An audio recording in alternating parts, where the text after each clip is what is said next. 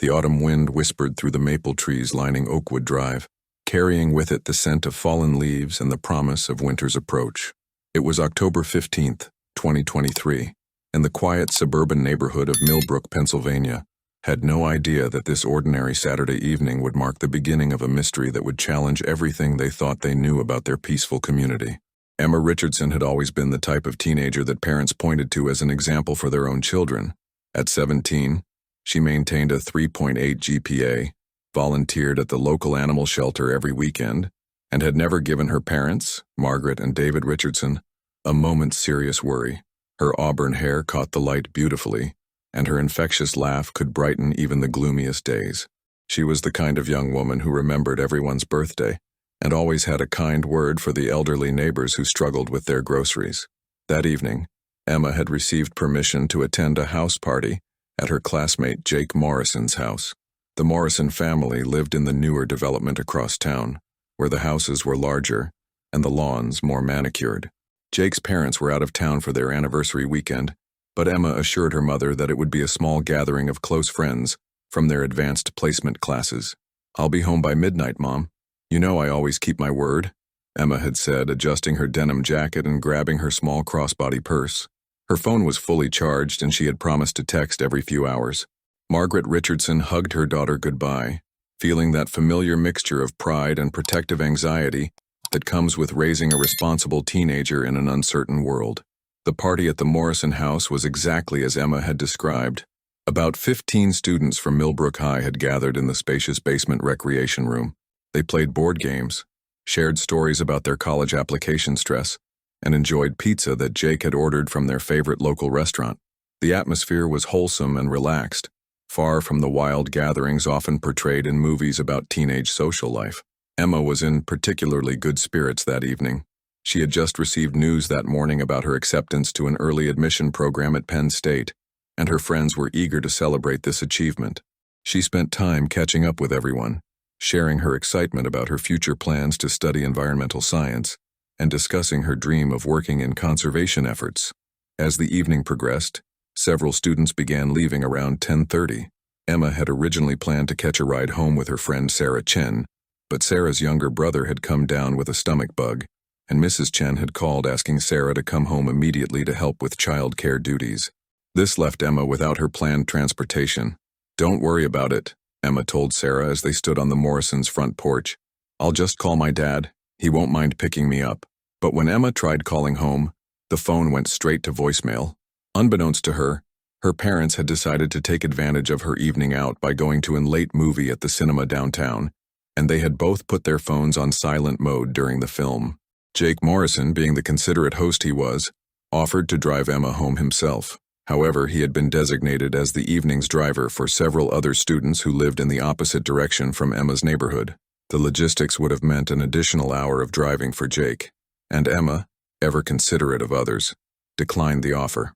"Really, it's fine," Emma insisted. "It's only a 20-minute walk, and it's a beautiful night. I'll enjoy the fresh air." Several friends expressed concern about her walking alone after dark, but Emma was confident and familiar with the route. Millbrook had always been considered one of the safest communities in the county, with virtually no violent crime and a strong neighborhood watch program. The path from the Morrison house to Emma's home on Oakwood Drive was well lit, following main roads through residential areas where people knew each other and looked out for one another. Emma began her walk home at approximately 11:15 p.m. The October air was crisp but not uncomfortable, and she pulled her denim jacket tighter around herself as she walked. The street lights cast long shadows across the sidewalks, and she could see the warm glow of television screens through the windows of houses she passed. Everything seemed perfectly normal and peaceful.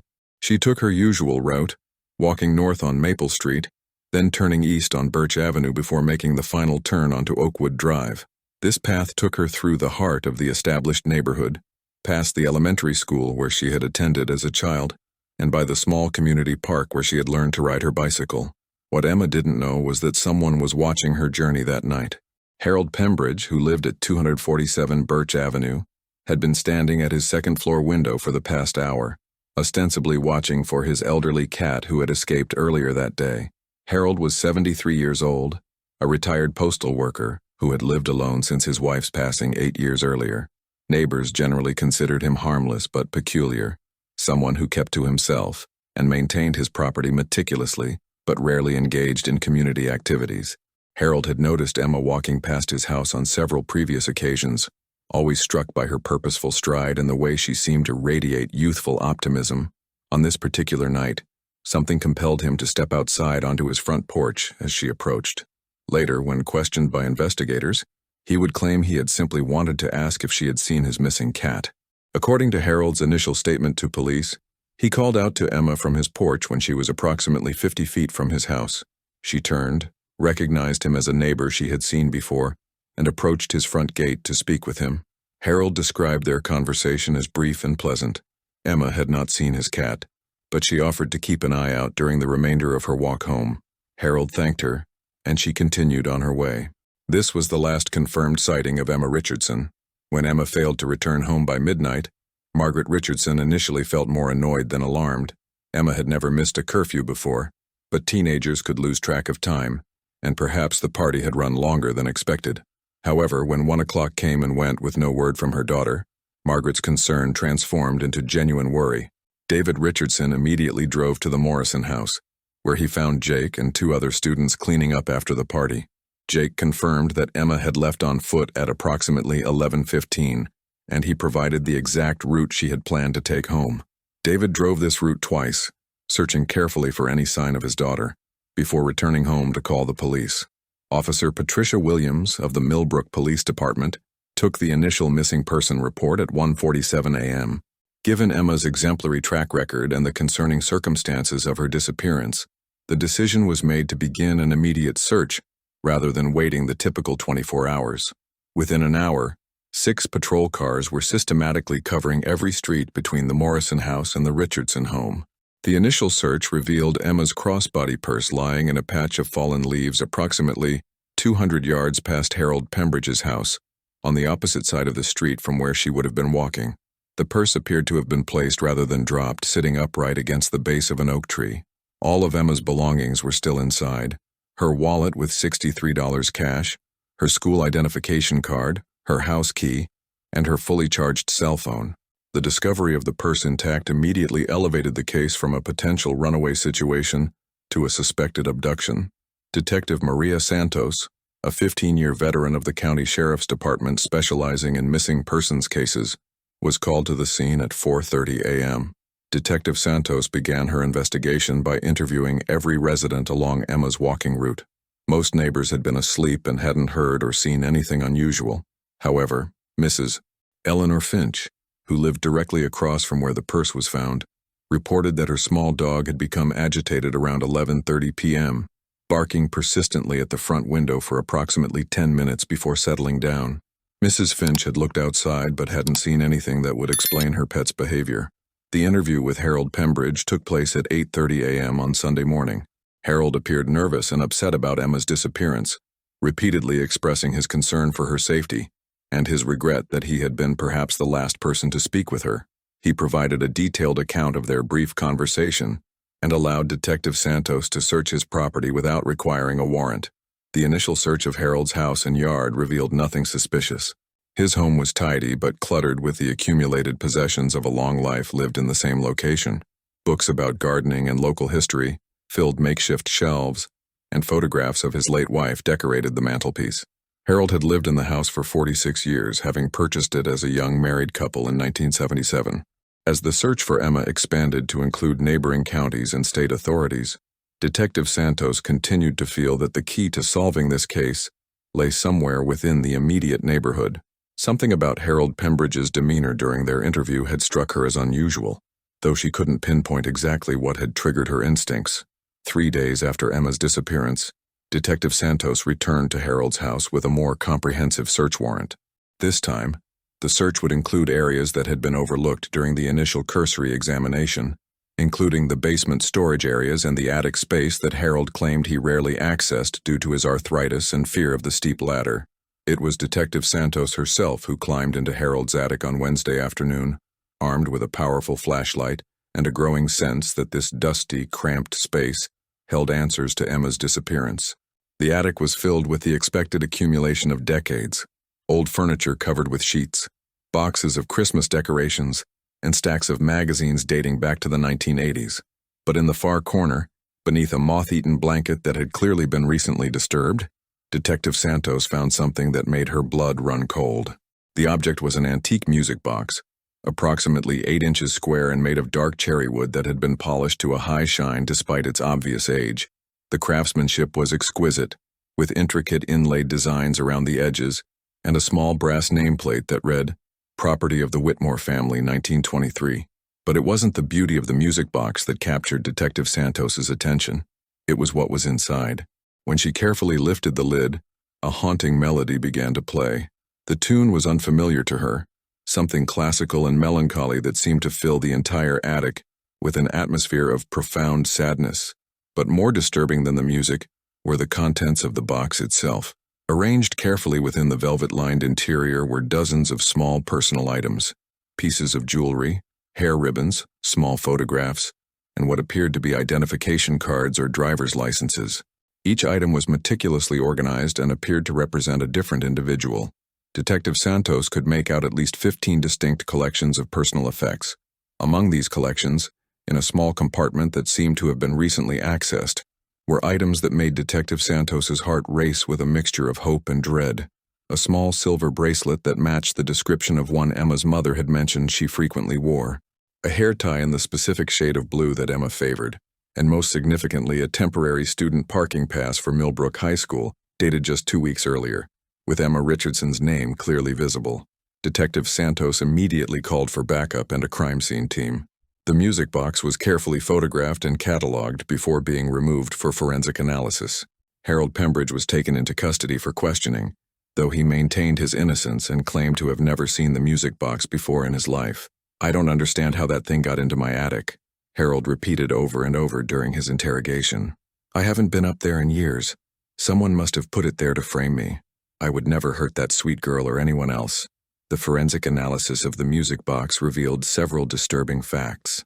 The wood showed signs of being regularly maintained and polished, indicating recent handling despite Harold's claims.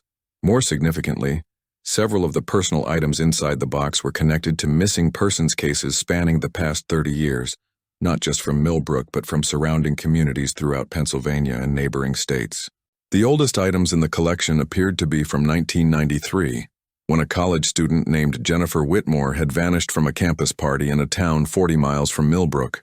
Jennifer had never been found, and her case had gone cold decades earlier. The music box bearing the Whitmore family name suddenly took on a much more sinister significance. As investigators dug deeper into the histories connected to the items in the music box, a pattern began to emerge. All of the missing individuals had been young people between the ages of 16 and 22. All had vanished under circumstances that initially suggested they had simply wandered away or chosen to disappear. And in each case, despite extensive searches and investigations, no trace of the missing person had ever been found. But perhaps most disturbing of all was the discovery that Harold Pembridge had connections, however tenuous, to many of the locations where these disappearances had occurred. His job as a postal worker had required him to fill in at different offices throughout the region over his 40-year career.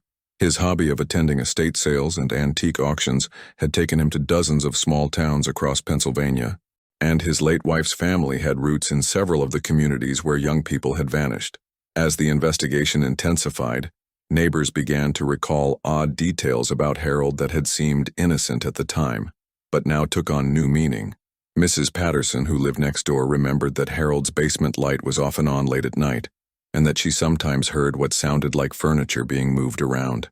Mr. Chen from across the street mentioned that Harold had always been particularly interested in chatting with the teenage children in the neighborhood, asking detailed questions about their school schedules and social activities. Most unsettling of all was the discovery that Harold had made several trips to local libraries in the weeks following each disappearance, researching newspaper archives and police reports related to the missing persons cases. Librarians remembered him as a polite, quiet man who spent hours reading about these tragic events. Claiming to be working on a local history project, the psychological evaluation of Harold Pembridge revealed a complex individual struggling with profound loneliness and an obsessive need to feel connected to others, particularly young people who represented the vitality and hope that he felt had left his own life. The loss of his wife had triggered a psychological break that had developed slowly over years, manifesting in increasingly disturbing behavior that he had managed to keep hidden from his community. Dr. Rachel Morrison, the forensic psychiatrist assigned to evaluate Harold, spent weeks conducting interviews and psychological assessments that would later become crucial to understanding how such crimes could remain undetected for so long. Harold's childhood, she discovered, had been marked by isolation and emotional neglect. His parents, both strict religious fundamentalists, had homeschooled him and severely limited his contact with other children. He had grown up believing that the outside world was dangerous and corrupt, and that only through complete control could one protect what was precious. Harold's marriage to Margaret had been arranged through their church community when he was 24 years old. Margaret, 5 years younger and equally sheltered, had provided him with his first real human connection.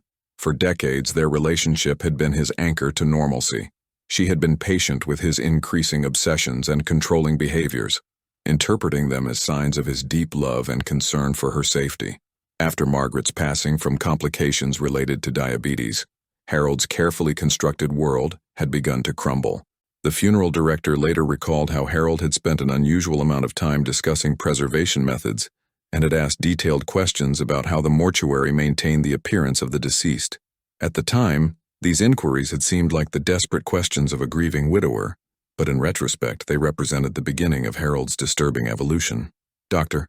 Morrison's evaluation revealed that Harold had developed an elaborate fantasy world in which he believed he was saving young people from the inevitable disappointments and corruptions of adult life. He saw himself as a benevolent guardian who was preserving them at the peak of their beauty and innocence. The music box had become central to this delusion, representing a magical artifact that could capture and hold perfect moments in time. The investigation also uncovered Harold's extensive collection of newspaper clippings, photographs, and research materials related to each of his victims. He had created detailed files on each person, documenting their interests, their dreams, and their potential futures. In his twisted logic, he believed he was preventing them from experiencing the pain of unfulfilled dreams and broken promises that he felt were inevitable in adult life. Most disturbing of all was Harold's detailed journal, written in a code that took cryptographers weeks to decipher. The journal revealed that he had been planning Emma's abduction for months, studying her routines and learning about her personality through careful observation and casual conversations with neighbors. He had identified her as what he called the perfect preservation subject because of her optimism, kindness, and strong family connections. But what had happened to Emma Richardson? Despite the overwhelming evidence connecting Harold to multiple disappearances, he steadfastly maintained his innocence in Emma's case. The music box clearly contained items that belonged to her, but Harold's explanation never wavered. Someone had planted the evidence in his attic to frame him for crimes he had not committed. The breakthrough came when Detective Santos decided to examine the music box more closely, not just as evidence, but as an actual antique item. The melody it played was indeed a classical piece, but research revealed it to be a lesser-known composition called The Shepherd's Lament, written by a German composer in 1847. This piece was significant because it was the same melody that had been heard by witnesses near several of the other disappearance sites over the years. Multiple people had reported hearing this haunting tune in the days following the disappearances, often describing it as coming from an unknown source and creating an overwhelming sense of sadness and loss in those who heard it. These reports had been dismissed as psychological responses to the trauma of the disappearances, but the discovery of the music box suggested a more deliberate pattern. The investigation took a dramatic turn when Detective Santos decided to examine the construction of the music box itself. X-ray analysis revealed that the box had been modified from its original design. Hidden compartments had been added, and most significantly, a small electronic device had been installed that could remotely trigger the music mechanism. This discovery led to a thorough search of Harold's property using ground-penetrating radar and cadaver dogs. In a section of his backyard that had been carefully landscaped with decorative stones and flowering plants, the search team made a discovery that would haunt everyone involved in the investigation. Emma Richardson was found in a carefully constructed underground chamber, approximately 8 feet below the surface of Harold's garden. The chamber was lined with concrete and had been designed to preserve its contents. Emma appeared to be in a state of deep sleep, lying on a bed of soft cushions and covered with warm blankets. She was alive, but barely, sustained by an intricate system of intravenous nutrition and hydration that Harold had somehow managed to maintain. The rescue operation was carried out with extreme care, as Emma's condition was precarious after 6 days in this artificial hibernation. Medical experts were astounded that Harold had managed to keep her alive using a combination of veterinary knowledge gained from caring for his late wife's cat breeding operation and medical information he had researched obsessively for years. Emma's recovery was nothing short of miraculous. Though physically weakened by her ordeal, she had suffered no permanent damage and retained clear memories of her abduction. Her account of what had happened filled in the terrifying details that the physical evidence had only suggested. The medical team that treated Emma was led by Dr. Patricia Hernandez, a specialist in trauma recovery, who had worked with survivors of prolonged captivity in international conflict zones. Dr. Hernandez was amazed by Emma's mental resilience and her ability to maintain hope even in the most desperate circumstances. Emma later described how she had survived psychologically by creating detailed mental plans for her future, visualizing her return to her family, and maintaining faith that someone would eventually find her. During her 6 days in captivity, Emma had been conscious for approximately half the time, experiencing alternating periods of induced sleep and wakefulness as Harold adjusted his preservation systems. During her conscious periods, Harold had spoken to her extensively about his philosophy and his belief that he was protecting her from future suffering. Emma had quickly realized that arguing with him or showing fear would only agitate him, so she had adopted a strategy of appearing to listen while secretly planning her survival. Emma's psychological evaluation revealed that she had used several sophisticated coping mechanisms during her captivity that had protected her mental health. She had engaged in complex mental exercises, reciting poetry she had memorized in school, solving mathematical problems in her head, and creating detailed stories about imaginary characters. These activities had helped her maintain her sense of identity and intellectual functioning despite the trauma of her situation. The most remarkable aspect of Emma's psychological survival was her ability to compartmentalize her fear and focus on problem solving. She had carefully observed Harold's routines and the layout of her underground prison, gathering information that she hoped might help her escape or assist in her eventual rescue. Her detailed observations of the chamber's construction and Harold's preservation equipment proved invaluable to investigators trying to understand the full scope of his crimes. Dr. Hernandez noted that Emma's strong family relationships and her previous exposure to adversity through her volunteer work at the animal shelter had given her psychological tools that many trauma survivors lack. Emma had seen animals recover from abuse and neglect, and she had developed a deep understanding of the healing process that she was able to apply to her own situation. The physical recovery process was equally complex. Harold's preservation methods had involved a combination of intravenous nutrition, controlled temperature regulation, and carefully monitored sedation that had kept Emma's body functioning but had disrupted her normal circadian rhythms and metabolic processes. The medical team had to gradually wean her off the artificial support systems while monitoring her for potential complications from prolonged immobility and chemical exposure. Emma's family played a crucial role in her recovery, maintaining a constant presence at the hospital and providing the emotional support she needed to begin processing her trauma.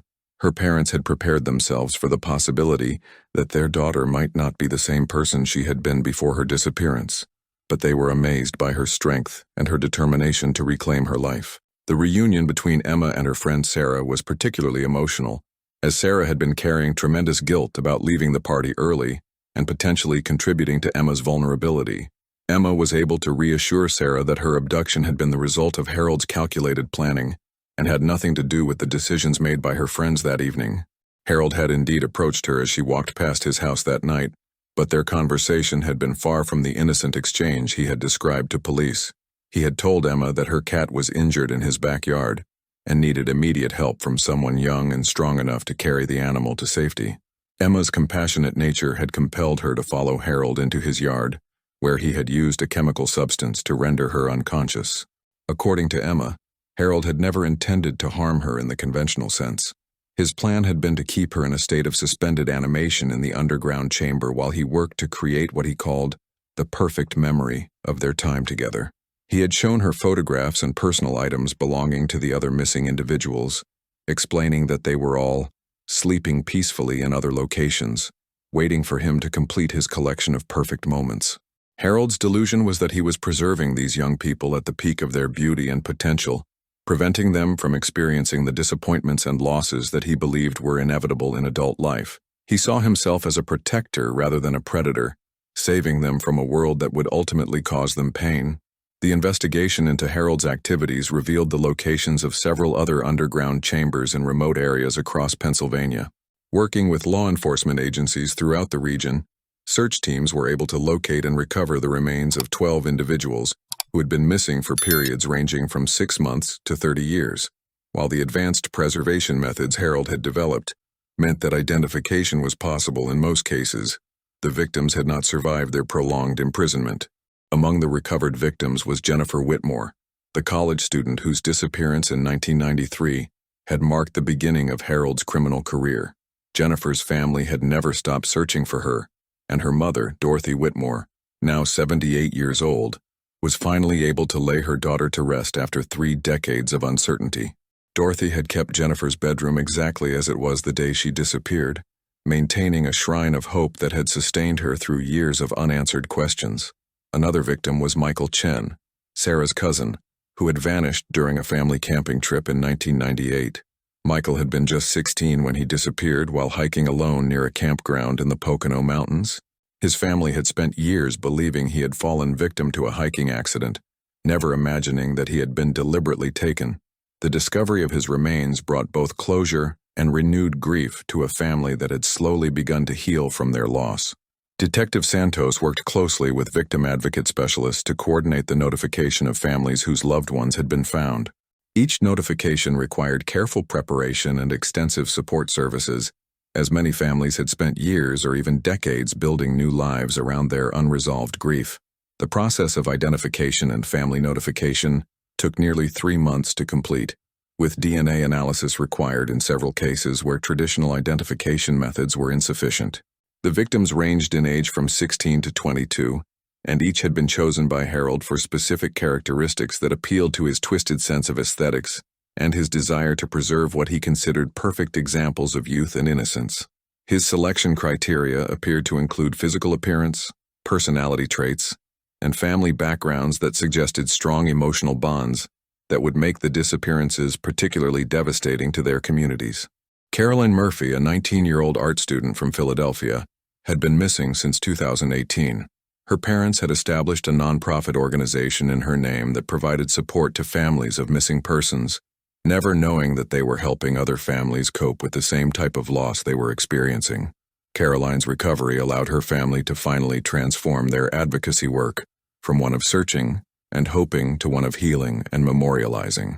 The psychological profiles of Harold's victims revealed that he had consistently targeted individuals who displayed exceptional kindness, creativity, and strong family connections.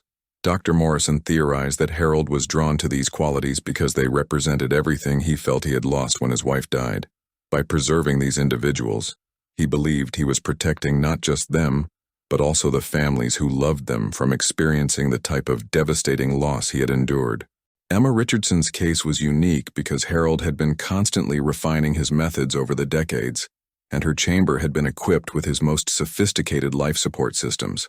Additionally, her rescue had come quickly enough that the psychological trauma, while severe, had not had time to cause the complete mental breakdown that had affected some of his earlier victims who had been conscious during their imprisonment.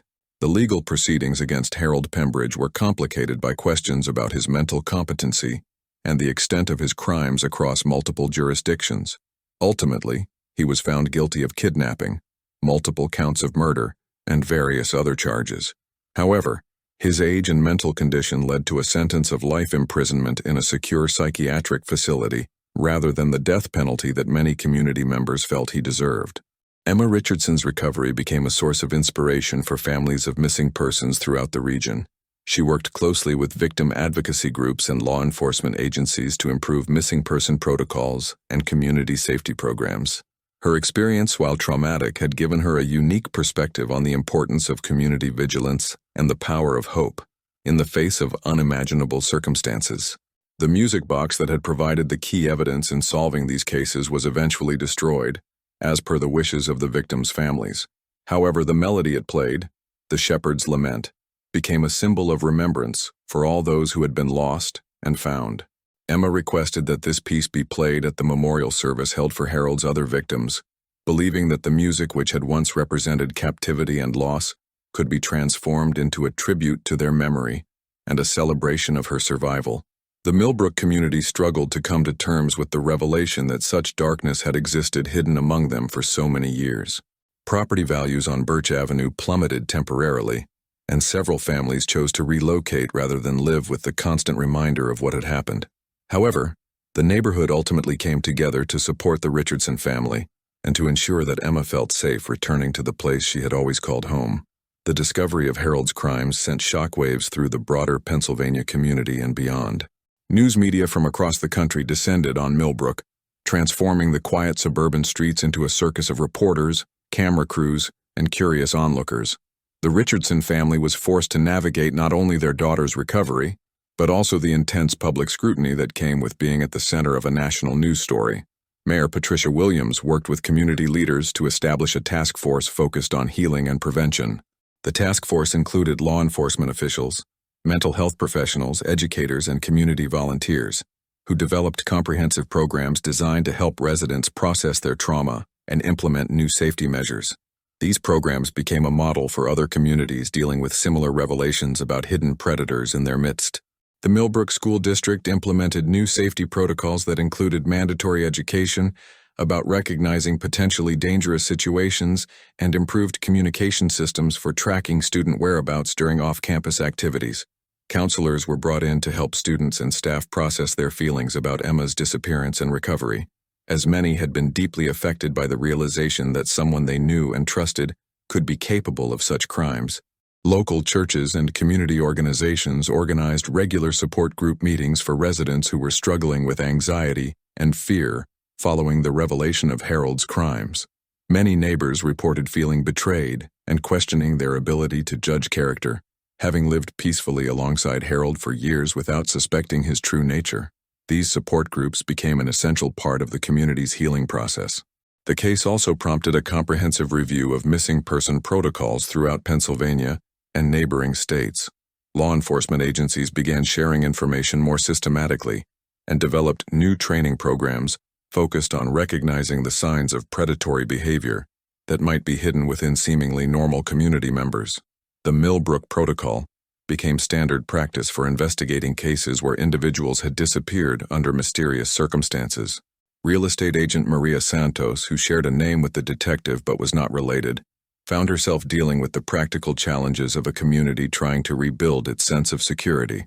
Several properties near Harold's former residence remained on the market for months, as potential buyers were reluctant to move into an area associated with such horrific crimes. However, over time, the community's efforts to transform the neighborhood into a safer, more connected place began to attract families who appreciated the enhanced security measures and strong community bonds. The local newspaper, the Millbrook Gazette, played a crucial role in helping the community process the events and move forward constructively. Editor Robert Chin, Sarah's father, made the difficult decision to provide comprehensive coverage of the case while also focusing on stories of healing, community strength, and positive changes being implemented. His balanced approach helped residents stay informed without becoming overwhelmed by the darker aspects of the story.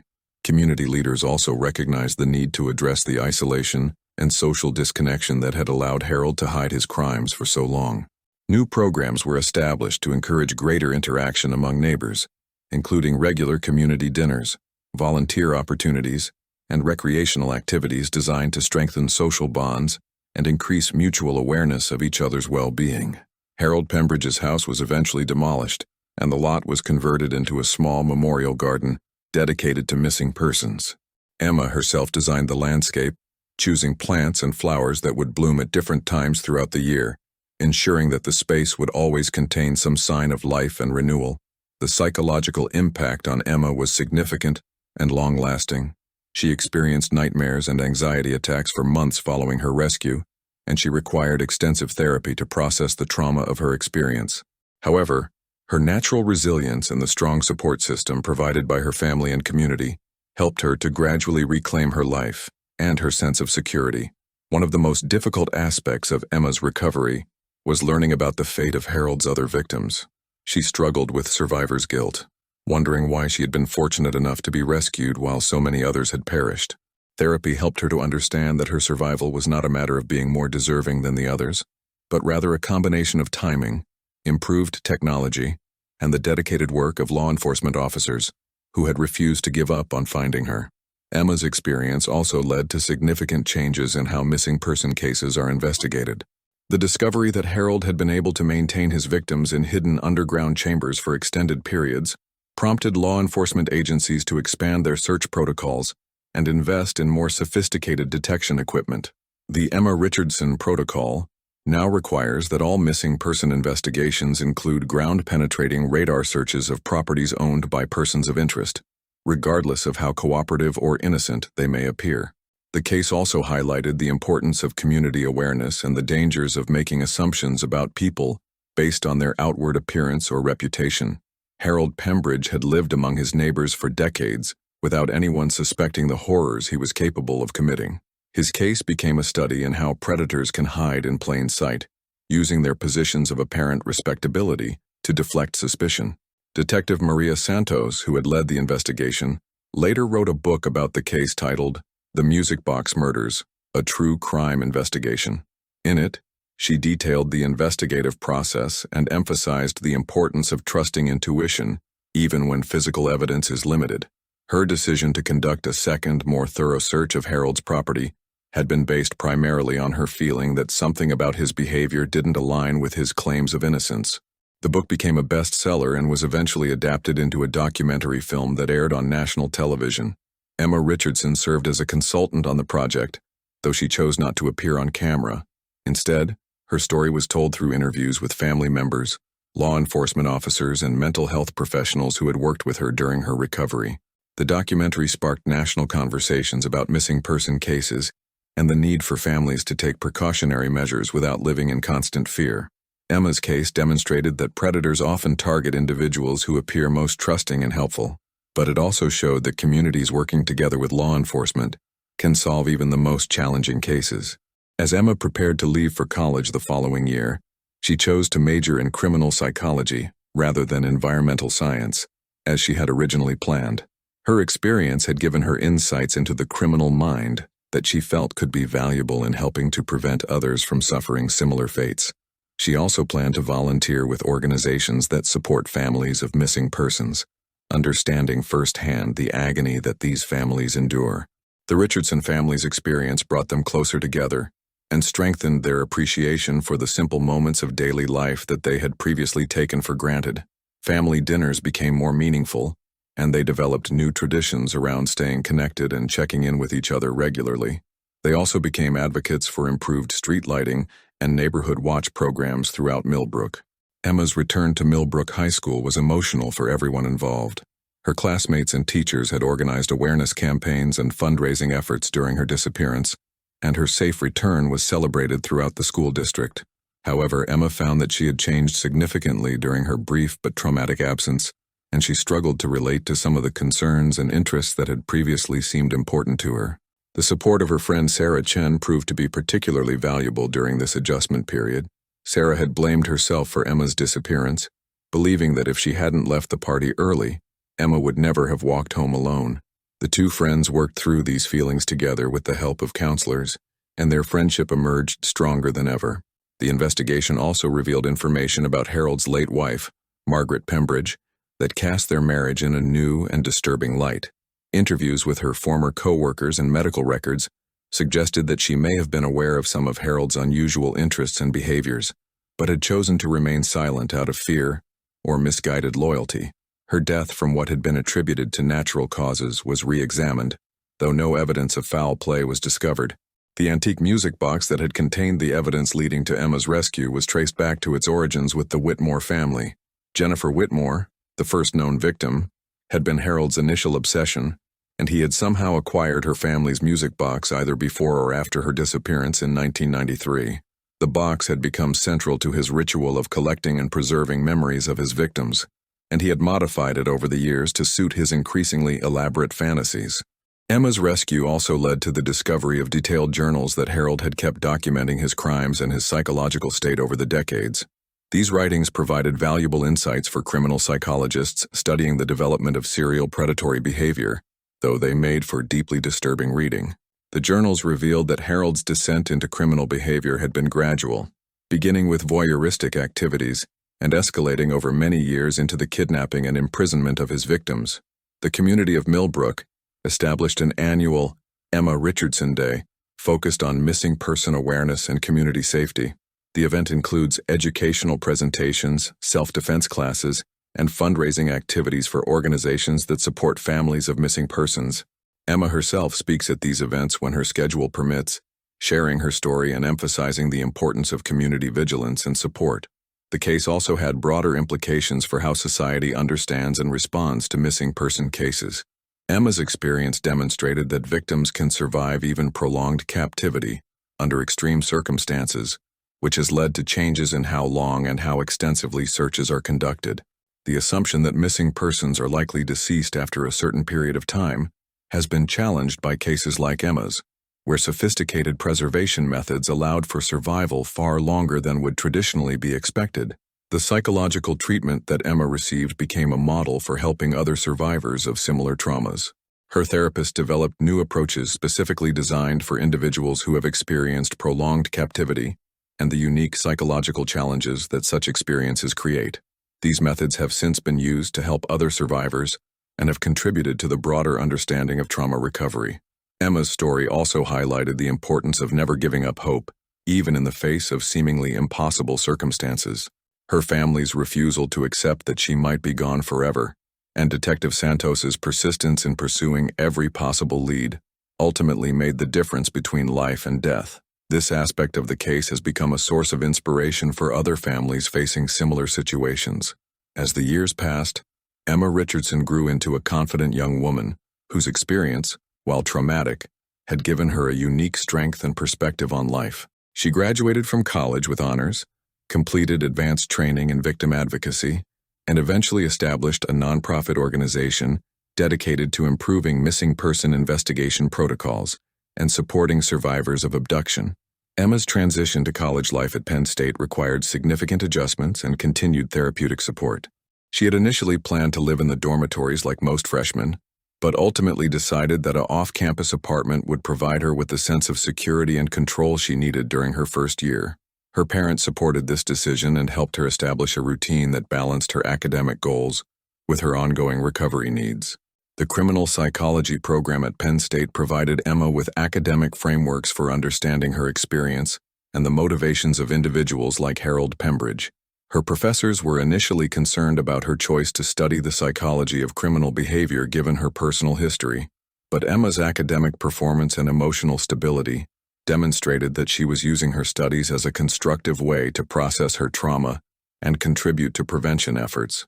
Emma's senior thesis project involved developing a psychological profile assessment tool that could help law enforcement agencies identify potentially dangerous individuals before they escalated to violent crimes. Working with Professor Michael Torres, a specialist in forensic psychology, Emma created a screening instrument that combined behavioral observation techniques with community reporting systems. The tool was pilot-tested in several Pennsylvania communities and showed promising results in identifying individuals who required closer monitoring or intervention services. During her college years, Emma also began speaking at law enforcement training conferences and victim advocacy events. Her presentations focused on the survivor's perspective and the importance of maintaining hope even in the most challenging missing person cases. She emphasized that her survival had been the result of multiple factors working together: her own psychological resilience, the dedication of law enforcement officers, the support of her community, and what she acknowledged was an element of fortunate timing. Emma's nonprofit organization, which she named Found Light Foundation, began operations during her senior year of college. The organization's mission was threefold: improving investigation techniques for missing person cases, providing support services for families of missing individuals, and educating communities about predator prevention. Emma secured initial funding through speaking engagements and grants from organizations that supported crime victim advocacy. One of the foundation's most successful programs was the development of rapid response teams that could be deployed to assist local law enforcement agencies During the critical first hours of missing person investigations, these teams included trained volunteers who could coordinate search efforts, manage family communications, and provide immediate support services while professional investigators focused on evidence gathering and suspect identification. Emma's work with families of missing persons proved to be both rewarding and emotionally challenging. She often found herself serving as a symbol of hope for families who were desperately searching for their loved ones, but she also had to help families prepare for the possibility that their cases might not have positive outcomes. Her unique perspective as both a survivor and someone who had lost other victims in her own case gave her credibility and empathy that few other advocates could provide. The foundation also developed educational programs for schools and community organizations focused on personal safety and predator awareness. Emma worked with child psychologists and safety experts to create age-appropriate curricula that taught young people how to recognize potentially dangerous situations without creating excessive fear or paranoia. These programs emphasized the importance of trusting instincts, maintaining communication with family and friends, and understanding that most adults are trustworthy, while remaining vigilant about those who might not be. One of Emma's most significant achievements was her work with technology companies to develop improved communication tools for emergency situations. She advocated for the creation of discrete alert systems that could be activated quickly and inconspicuously if someone felt they were in danger. Several major smartphone manufacturers incorporated her suggestions into their safety applications, potentially helping countless individuals avoid dangerous situations. Emma's advocacy work also extended to supporting law enforcement agencies in developing more sophisticated investigation techniques. She worked with Detective Santos, who had become a close friend and mentor, to establish training programs that emphasized the importance of examining seemingly routine missing person cases for evidence of more complex criminal activity. Their collaboration resulted in the identification and apprehension of several other predators who had been operating undetected in communities throughout the region. Her work has taken her across the country, consulting with law enforcement agencies and speaking at conferences about the lessons learned from her case. She has also written extensively about the psychological aspects of survival and recovery, contributing valuable insights to the professional literature on trauma and resilience. The house where Harold Pembridge had lived was eventually demolished, and the memorial garden that replaced it became a place of healing for the entire community. Emma visits the garden regularly, finding peace in the knowledge that something beautiful and life-affirming had grown from the sight of so much darkness and pain. The melody of the shepherd's lament, which had once been a tool of terror in Harold's hands, was reclaimed by Emma and her community as a song of remembrance and hope. She arranged for it to be played by the Millbrook High School Orchestra at graduation ceremonies, transforming its meaning from one of captivity to one of liberation and the triumph of the human spirit over evil. Emma Richardson's story serves as a powerful reminder that evil can hide behind the most ordinary facades, but also that the human capacity for survival, healing, and transformation is extraordinary.